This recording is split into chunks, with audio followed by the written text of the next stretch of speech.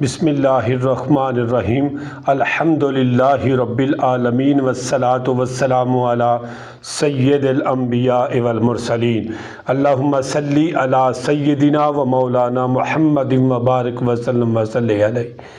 अल्लाह दी ज़ात उम्मीद रखना मेरे तमाम दोस्त अहबाब बिल्कुल सही सलामत होंगे। अल्लाह खालके कायनात दी बारगाह दुआए अल्लाह पाक तुहाडे उत्ते अपनियां पाक रहमतां दा नज़ूल फरमाए और अल्लाह ताला मक्कातुल मुकर्रमा मदीनातुल मुनव्वरा दी बाअदब हाज़री अल्लाह पाक नसीब फरमाए। मेरे प्यारे भाईओ, इस वीडियो को मुकम्मल देखना है, आखिर देखना है, चैनल को सबसक्राइब भी करना है, लाइक भी करना है, सदके जारिया समझ के इसनों शेयर भी करना है। मेरे प्यारे भाईओ, अज मैं तुहाडे सामने नई वीडियो इस चीज़ की तुहाडी बारगाह च रखना चाहना कि नमाज़े वितर की की फजीलत है। इशा की नमाज तो बाद जिहड़े 3 वितर पढ़े जाते हैं, मेरे प्यारे भाईओ, इन्हां दी की फजीलत है हदीस मुबारक के अंदर।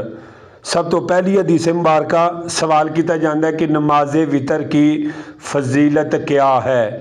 हजूर अकरम नूर मुजस्सम सल्लल्लाहु ताला अलैहि वसल्लम ने इरशाद फरमाया, अल्लाह वितर है, अल्लाह वितर है और वितर नूं अल्लाह महबूब रखदा है। और अल्लाह ताला कहता है कि लिहाजा ए कुरान वालो तुसी वितर ज़रूर पढ़िया करो, है कुरान वालियो तुसी वितर ज़रूर पढ़िया करो। अल्लाह के प्यारे महबूब सल्लल्लाहु ताला अलैहि वसल्लम फरमाते हैं कि अल्लाह ताला ने नमाज एक ऐसी नमाज है जिहदे नाल तुहाडी मदद फरमाई है। फरमाया वो नमाज केड़ी है? फरमाया वो नमाज वितर है और सुरख ऊंठा नालों भी ज़्यादा बेहतर है। फरमाया कि वो वितर की नमाज है और इशा और तलुए फजर दे दरमियान फरमाया इनू रखा गया है। मेरे प्यारे भाइयों, वितर दियाँ किनियां रखता ने तवज्जो कीजिएगा। हज़रत आयशा सदीका रज़ी अल्लाह ताला अन्हा फरमांदियां ने कि रसूलुल्लाह सल्लल्लाहु ताला अलैहि वसल्लम 3 वितर अदा करते सन और दरमियान विच सलाम नहीं सन फेरदे। दरमियान विच यानी 3 रकतां मुकम्मल पढ़ते सन। तवज्जो कीजिएगा, वितर दियां रकतां विच हजूर सल्लल्लाहु ताला अलैहि वसल्लम केड़ियां सूरतां पढ़ते सन। सुबहान अल्लाह। अगर कोई ये सूरतां नहीं पढ़ सकता तो यह मकसद नहीं, शरी मसला है ना, यह मकसद नहीं कि वो वितर नमाज कबूल ही नहीं भाई, सुन्नत है वे कि ये पहली रकत के अंदर सब्बि इस्मा रब्बिकल आला अल्लज़ी खलक़ फसव्वा, हाँ जी, वल्लज़ी क़द्दर फ़हदा। फरमाया दूसरी रकत के अंदर कुल या अय्युहल काफिरून पढ़ते सन और तीसरी रकत के अंदर यानी कि बिस्मिल्लाह सूरत फातिहा और उस तो बाद बिस्मिल्लाह पढ़ के नाल ही सूरत मिलानी है। ठीक है जी। सूरत केड़ी पढ़ते सन? सूरत इखलास पढ़ते सन और सूरत इखलास तो फौरन बाद तकबीर कह के बिस्मिल्लाह नहीं पढ़नी, दुआए कनूत पढ़नी है। ठीक है जी। यह तरीकाकार है मेरे आका करीम सल्लल्लाहु ताला अलैहि वसल्लम दा नमाजे वितर पढ़न दा। सुबहान अल्लाह। अगला सवाल, दुआए कनूत किस वक्त पढ़ी जाए? जिस तरह कि मैं तुहानूं दस छड़िया तीसरी रकत के अंदर। ठीक है जी। मेरे प्यारे भाइयों, फरमाया कि अगर किसी नूं दुआए कनूत नहीं याद, फरमाया पहले वक्त के अंदर जवाब एदा पहले वक्त के अंदर कोशिश करे, हिम्मत करे, याद करेगा, अल्लाह की ज़ात उहदे वास्ते बिल्कुल आसानियां पैदा कर देंगे इंशाअल्लाह। अगर कोई याद करने के बावजूद भी किसी को याद नहीं हुंदी, फरमाया कि वह पढ़ ले रब्बाना आतीना फिद दुनिया हसनतुम व फिल आखिरती हसनतुम वकीना अज़ाबन्नार।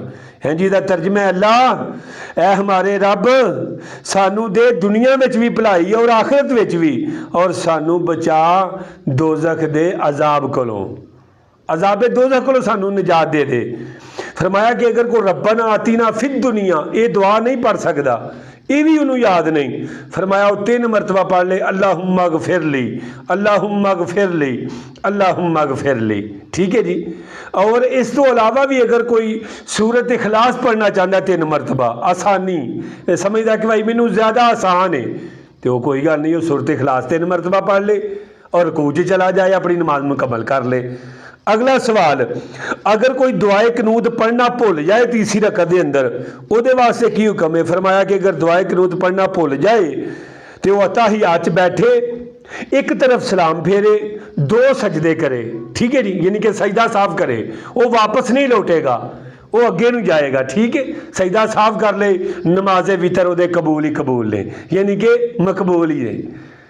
मेरे प्यारे भाइयों तवज्जो कीजिएगा, वेखो अगर बंदा है यानी कि मुक्तदी ने हुण दुआ कनूत मुकम्मल नहीं पढ़ी, इमाम रकू दे विच चला गया, क्या मुक्तदी इमाम दी मुताबत करेगा या कि दुआ कनूत मुकम्मल पढ़ेगा? ये गल हो रही है नमाजे तरावी तो बाद जिहड़े यानी कि इमाम जमात दे नाल वितर पढ़दा है, ठीक है जी, और जमात ना असी इमाम दे पीछे पढ़ने नियत करके, हैं जी, तुहाडी दुआ कनूत खत्म नहीं हुई तो इमाम जिहड़ा रकू ते चला गया, तुहाडे वास्ते हुक्म की है? तुहाडे वास्ते हुक्म है कि कोशिश करे अगर वो दुआ कनूत मुकम्मल करके रकू पा लेगा तो फरमाया पढ़ ले, अगर वो नहीं पा सकता फौरन अपने फिर इमाम दे नाल रकू ते चला जाएगा, ठीक है जी। अगली गल, अगला सवाल, अगर इशा दी नमाज कज़ा हो जाए तो क्या वितर भी कज़ा करेगा? बिल्कुल भाई, ये फर्जां दी भी कज़ा है और वितरां दी भी कज़ा है। ऐसी आम फहम असी सुनते आ रहे हैं, हैं जी, और सिर्फ कज़ा मौलवी साहब सिर्फ फर्जां दी है, नहीं भाई, अगर इशा दे फर्ज तुहाडे कज़ा हो गए ने, हैं जी, ज़ाहिर वितर भी कज़ा हो गए ने, फरमाया कि वो कज़ा यानी कि वितर भी करेगा, वितर ज़रूर पड़ेगा, क्योंकि मेरे आका मदनी लजपाल ने फरमाया कि जेड़ा बंदा वितर जानबूझ के छड़ देंदा है वो हम में से नहीं, यानी कि साडे विचों ही नहीं, साडे विचों नहीं, साडे विचों नहीं। ये कितनी मरतबा मेरे आका ने दोहराया? 3 मरतबा। मेरे प्यारे भाइयों, वितर किस वक्त पढ़े जाते ने? अगर बंदे नूं उम्मीद होवे कि मैं मतलब है कि जाग लवांगा सरगी, तो तहज्जुद की नमाज पढ़न तो बाद 3 वितर पढ़ लवे, ताक रखता तमाम हो जाएंगियां ओदियां, ठीक है, 3 वितर जो पढ़ेगा। तो मेरे प्यारे भाइयों, ये वितरां तो बाद नफलों की फजीलत की है, फरमाया कि जेड़ा बंदा वितरां तो बाद 2 रकत नमाज नफल पढ़ता है, इज़ा ज़ुलज़िलातिल अर्ज़ु ज़िलज़ालहा, और दूसरी रकत के अंदर कुल या अय्युहल काफिरून पढ़ता है, फरमाया कि अगर वो तहज्जुद वेले नहीं उठ सकेगा, फरमाया उसके नामा माल के अंदर तहज्जुद का सवाब लिख दिता जाएगा, यानी कि कायम मुकाम होंगे नमाजे तहज्जुद दे ये 2 नफल। फरमाया कि इब्ने माजा दी हदीस है, मेरे आका करीम सल्लल्लाहु ताला अलैहि वसल्लम वितरां तो बाद मुख्तसर जेड़ियां 2 रकतां पढ़दे सन नफल, वो सरकार बैठ के पढ़दे सन। मेरे प्यारे भाइयों, अल्लाह दी बारगाह च दुआ करना वा कि अल्लाह पाक तुहाडे उत्ते अपनी पाक रहमतां नज़ूल फरमाए। मनु दिओ हुण इजाजत, जल्द ही मिलने तुहाडे नाल नई वीडियो दे नाल। अस्सलामु अलैकुम व रहमतुल्लाहि व बरकातुहू।